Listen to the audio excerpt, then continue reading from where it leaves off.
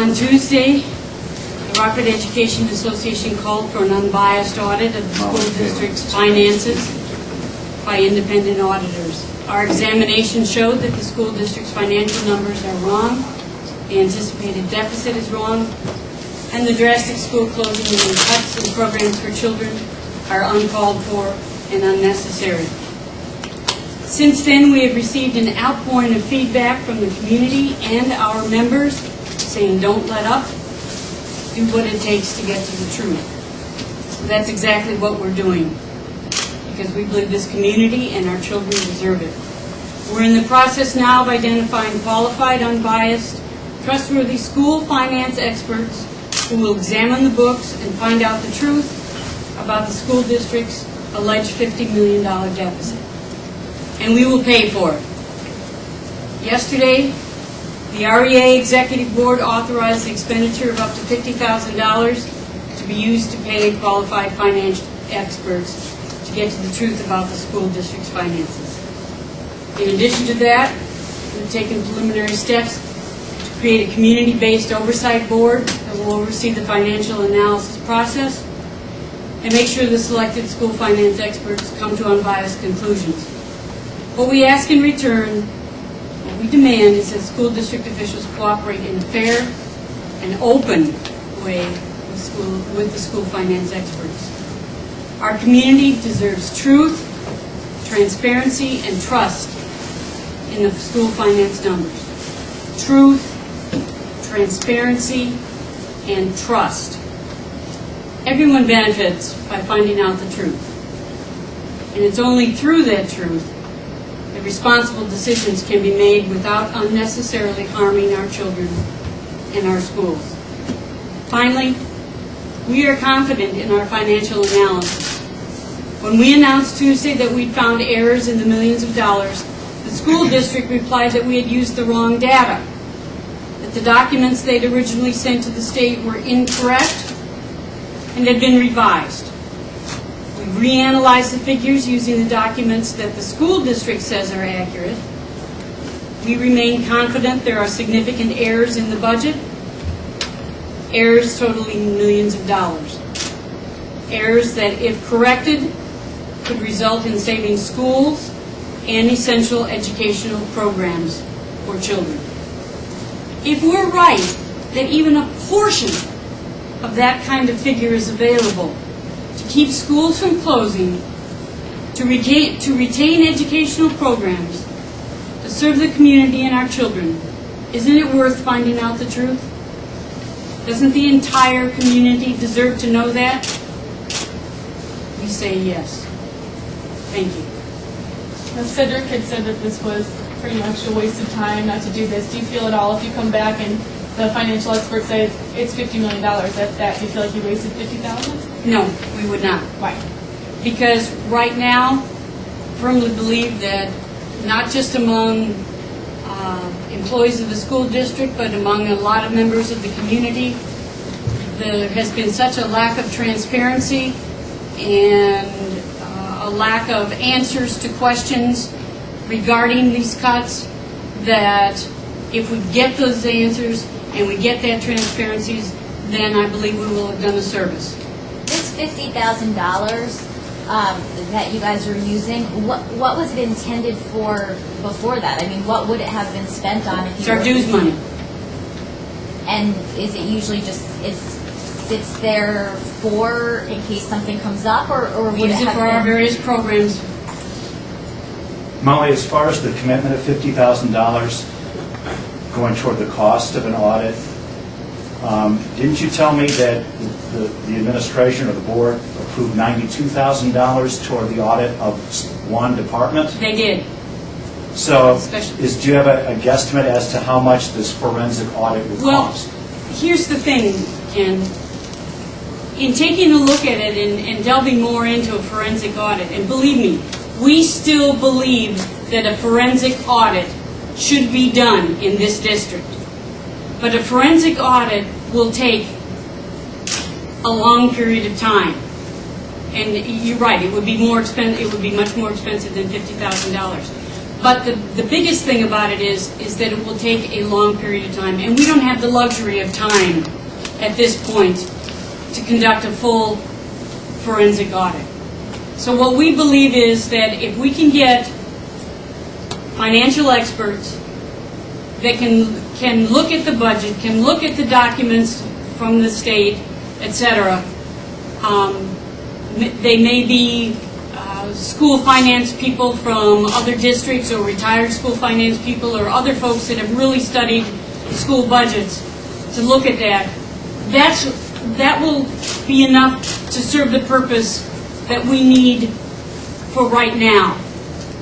Are we giving up on at some point asking the district for a forensic audit? No, because we still firmly believe that that is something that is necessary.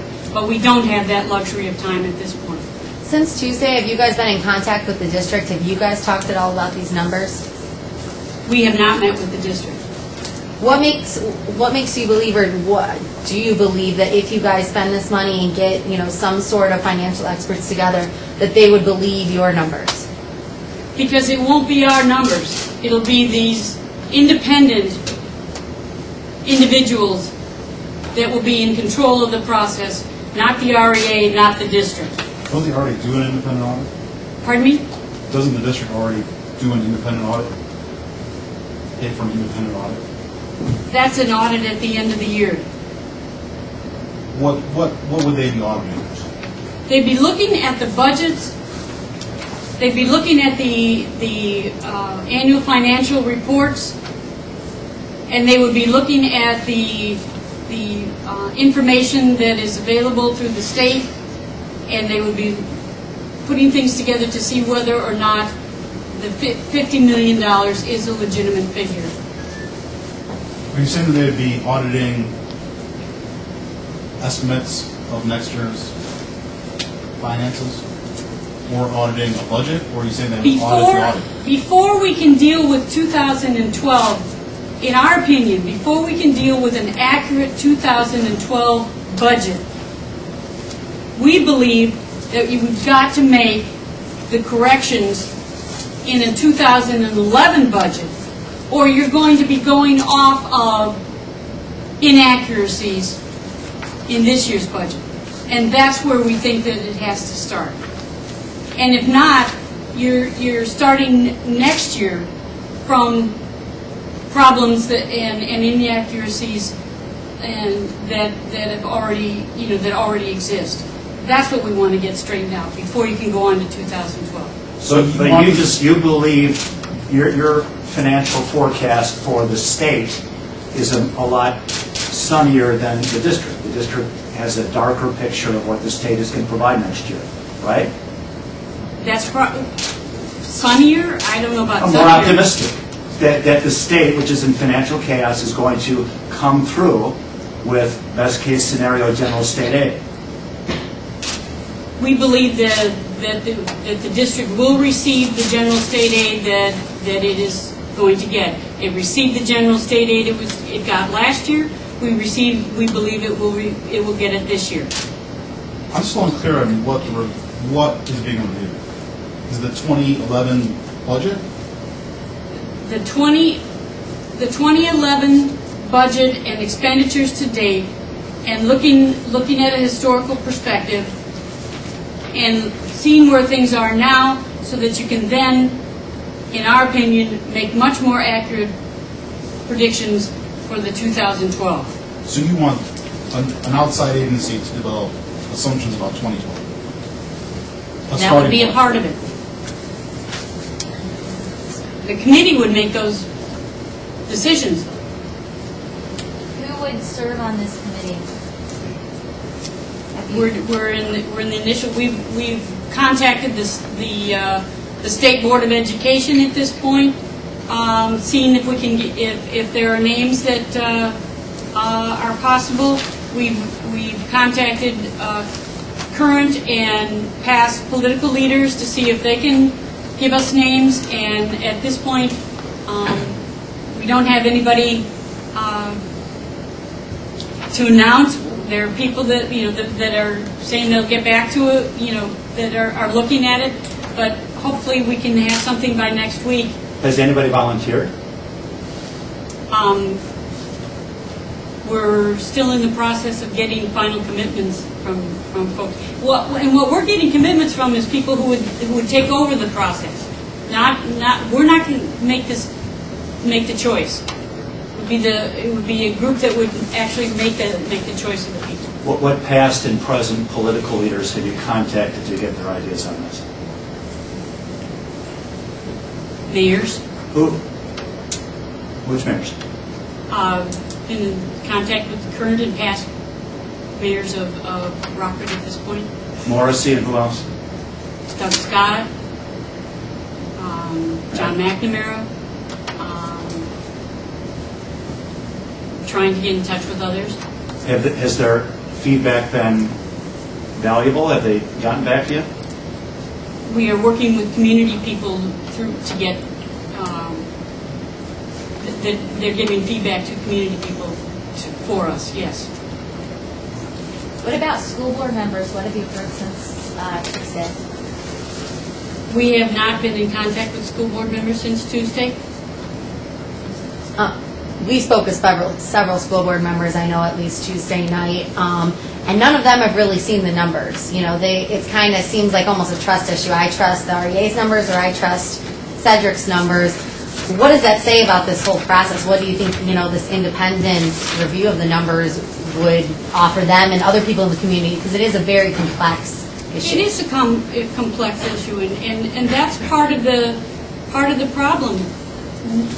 The kinds of we've gotten a lot of emails and phone calls and emails on our website from community people saying that they've been frustrated when they've gone to meetings where they've asked questions about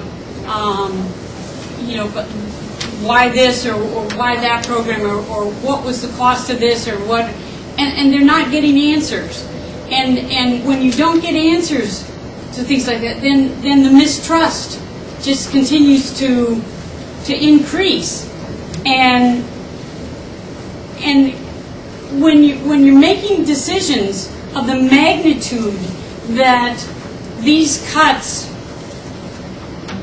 would be in this community, we just think that everybody should be able to say, okay, we agree, these are the figures. If it turns out that it's 50 million, then okay, everybody believes it's 50 million, we can go from there. But if it turns out that it's 30 million, I mean, we think it's less than that, but if it turns out that it's 30 million, then there's $20 million that we don't have to cut. There are programs that don't have to be cut, that schools that don't have to be closed. I mean, it just seems like, Mr. Lewis sat there Tuesday night and said, well, if I'm low in my estimates and turns out we have some more money, then you should be happy with that, or something to that effect. And Mrs. McCulloch said something about, well, yeah, but we've already made the cuts, or we've already closed the schools, or we've already done away with these programs. We just believe that can't we get closer and see to it, or at least try to see to it, that we can make the least number of cuts possible. So now you're floating this identifying qualified, unbiased, trustworthy school finance experts in this community, or apparently. Do you expect some sort of a response from the school board? What do you expect? Yes, we would. We would hope that the school board would take this up and would say, we'd like to see this too, especially since it's not going to come out of, we do think that $50,000 would cover something like this, and especially since we're saying, hey, we're putting our money where our mouth is, we're saying we want to do this, we're willing to pay for it, what can it hurt? And the board meets tomorrow, so do you expect an answer tomorrow? Do I expect an answer tomorrow? No. What do you expect from the board now that you've put this out there? I would like them to seriously consider it, and I would like that to see that if we could get an answer sometime next week. How much cooperation do you think would be necessary from the school district to complete the analysis? That's imperative to have full cooperation, full cooperation. But what if you don't get full cooperation, then what? Well, if we don't, then I think the community as a whole loses. And I think if the community, the individuals who are really concerned about what's going on in the schools and who have not been getting answers to the questions that they have, still don't have answers to their questions, and still are not, and still have all the concerns that they have, it's going to negatively affect our school district, and we're going to see people leaving the school district. We're going to see people who can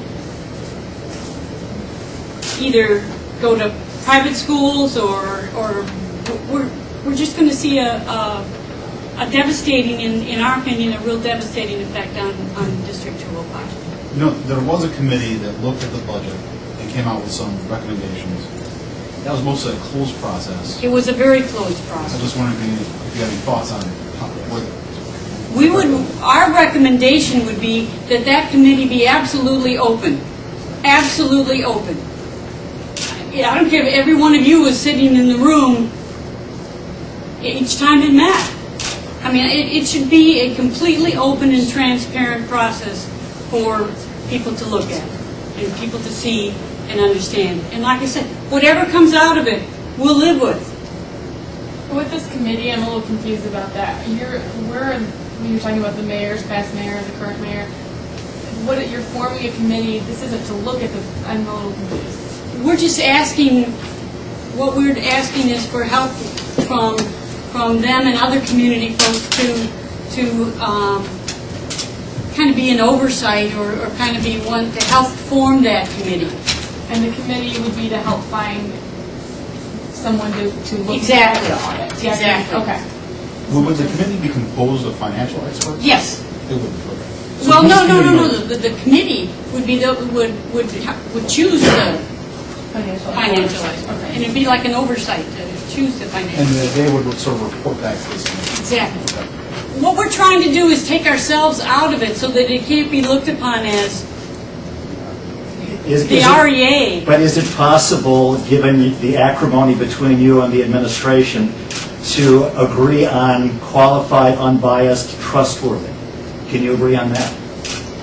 That's why we're taking it out of that's why we're trying to take it out of the district or the REA and put it into a community group. But maybe their idea of a community group to appoint this committee is different than your idea. I'm sure it probably is. You said you have received an outpouring of feedback from the community. Elaborate, like dozens, hundreds, emails, calls? Oh yeah, we've received lots of emails from community people. We've received lots of phone calls. Thank you for attempting to document or get the truth. An audit is necessary in order to determine the actual budget deficit before making any rash decisions to cut programs and close schools. You're not only the voice for the teachers, but for the parents and children and taxpayers of the district. Those are the kinds of emails that we've been getting off of our website. And frankly, I was pleasantly surprised at how many we've gotten. I appreciate those kinds of comments.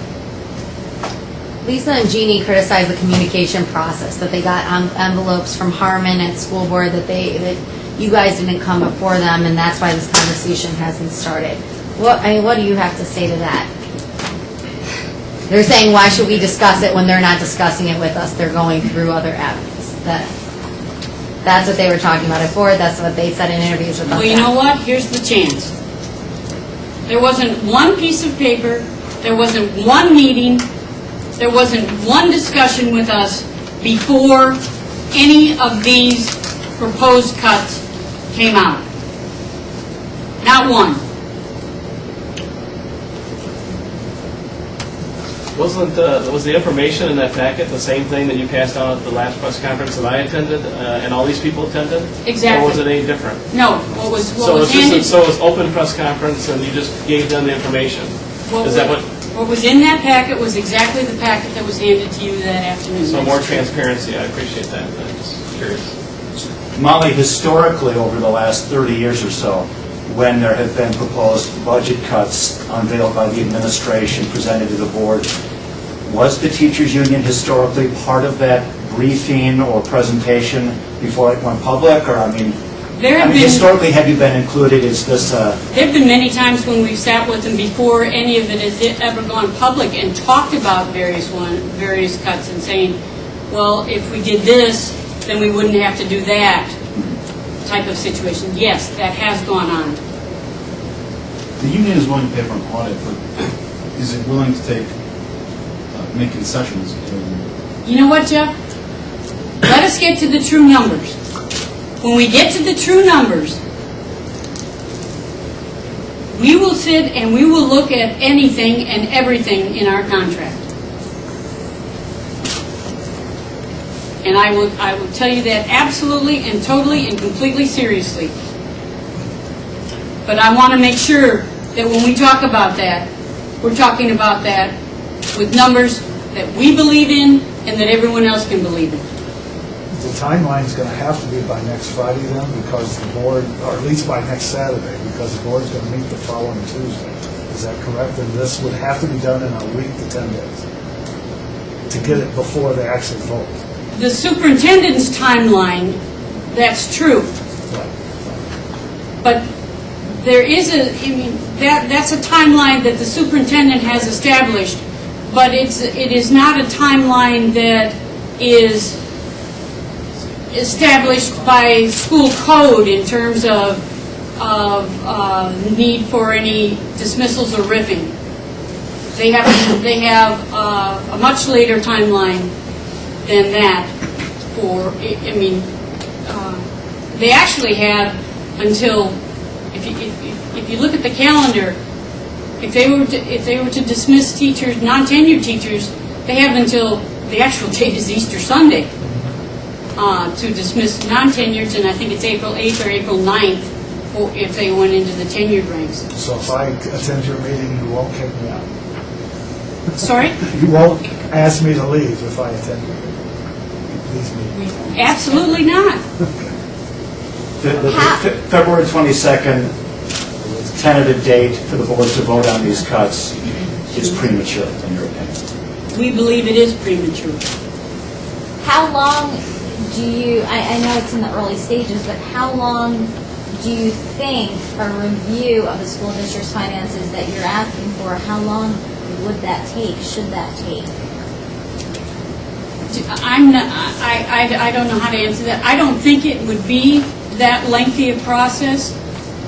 Again, saying that knowing that we don't have the time for a forensic audit to do what we're talking about now, I don't think would be that time consuming. I think it probably could be done in a week or a little bit more. If they came back and said that your estimate was right, would you still want a forensic audit done? I would suggest to you or submit to you that at some point in time, I think that would be a prudent thing for this district to do. But maybe that doesn't happen until the summer, next year, whatever.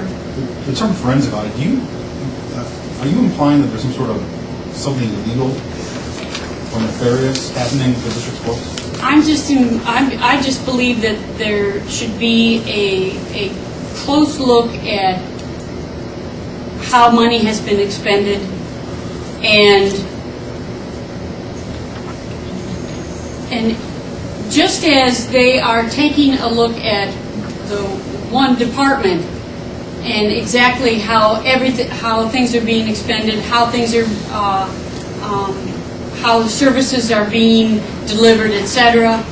I think that the same thing ought to be done district-wide. all these reports are up on the internet, the ISDE site. Correct. So would you need the administration, just their cooperation as far as year-to-date total, since you're doing 2010 and 2011, they've expended all the way through February, probably January. Is that what you're saying, why you need their cooperation? Because these are budget estimates, and maybe, do they report year-to-date totals someplace? Because that's what you need to actually... Probably, Ted. Probably that is what's necessary. But that would be, that we would leave that to the committee people to make that, but probably that is what is necessary. Will you need more than 15,000, you think? I hope not. I hope not. So now you just wait to hear a response? Basically, yes. Do you move forward even if the school board says, we think this is a waste of time, we don't support you doing this? We'll see what else we can do if they say no to this. Meaning legal action? I don't know, Ken. And we haven't talked about any kind of legal action. I don't know if there is any legal action. But we'll see, we'll just keep pushing it and seeing whatever else we can do. Will you be sending them a formal letter offering to do this, or is this press conference your total communication? We will be letting them know that this is our offer. Yes. Would you encourage members of the community to send email communications and phone communications to their school board representatives to encourage them to consider the forensic audit? Because I think that's going to be a very objective way of them getting a finger on the pulse. At a later time, you mean? No, I mean right now. People should start now to say that this is the right thing to do. Because let's face it, the board probably isn't going to be very forthcoming and will exhibit some classic foot dragging in an effort to slow this thing down, in an effort to put pressure on the board to make a decision because of the compression of the calendar. Well, So, get the community involved. again, we do believe a forensic audit is needed. We're just concerned with the time, with all the cuts on the line and the school closings, et cetera, that is not doable in this short period of time. But at a later date, we absolutely believe that.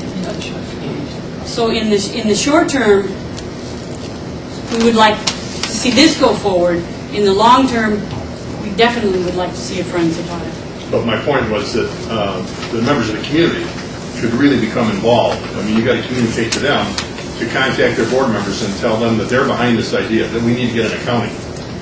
I would absolutely recommend that any community people who are concerned, who are upset, who haven't been able to get answers to their questions, that this is a way to go about trying to see to it that answers are gotten, and that we get to the truth, that there is transparency, and that we can reestablish trust in the numbers that are out there.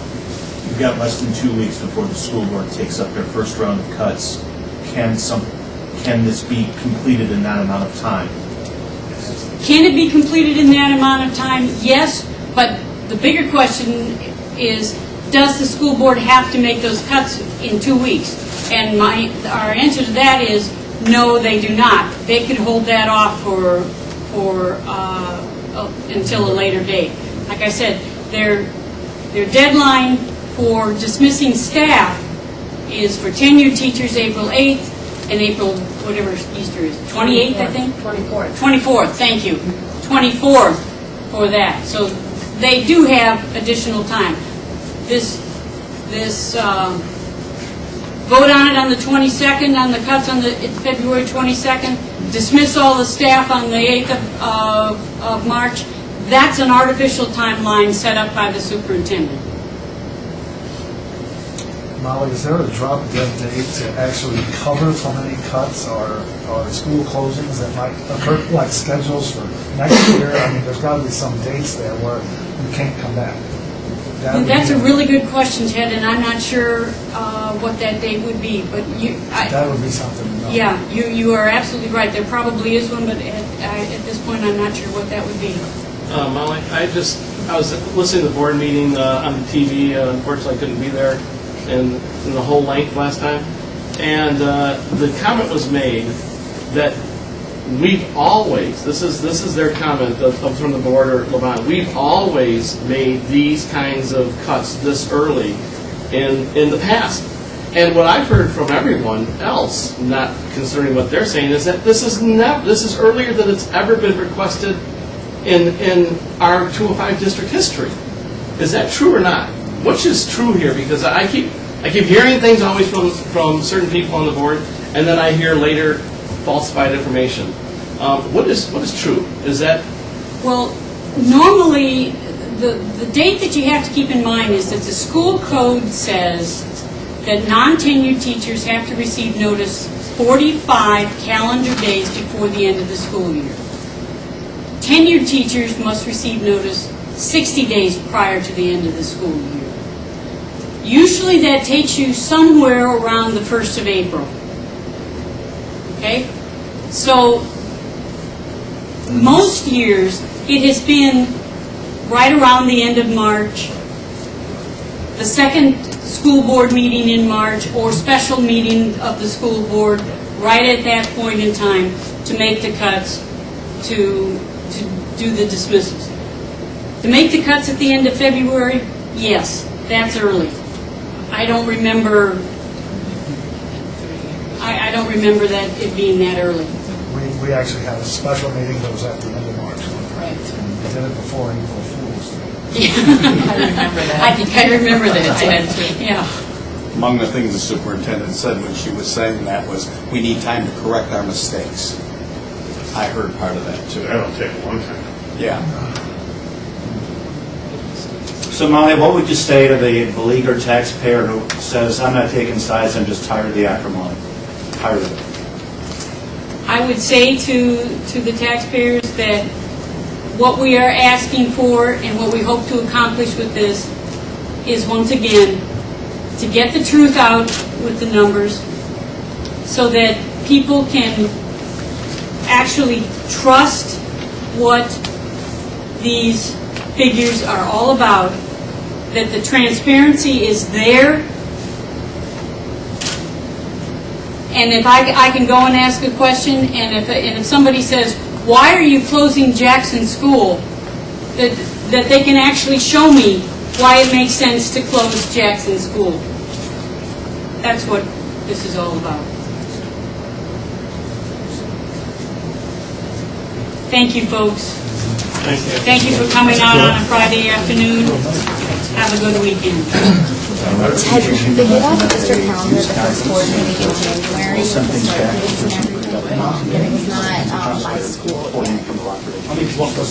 They approved the district calendar for next year at the first board meeting in January, and it didn't have school by school, but it had all of the dates for next year. And it had the year-round schedule on that, and I think that's what it would affect the most, because Haskell would transition. So you can look at that.